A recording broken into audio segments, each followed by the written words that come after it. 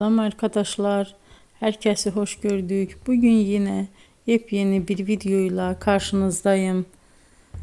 Hayranlıkla izlediğimiz Birce Akalay ve İbrahim Çelikkol'dan çok güzel kareler hazırladık. Onlar Siyah Beyaz Aşk dizisinde Ferhat ve Aslı karakterlerine hayat vermiştiler ve herkes tarafından çok beğenilmişti. Biz de onların en özel ve en güzel fotolarını sizler için hazırladık.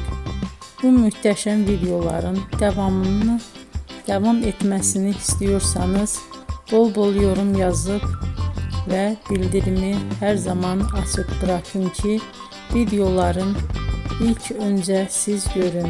Herkese teşekkür ederim. Bizden bu kadar.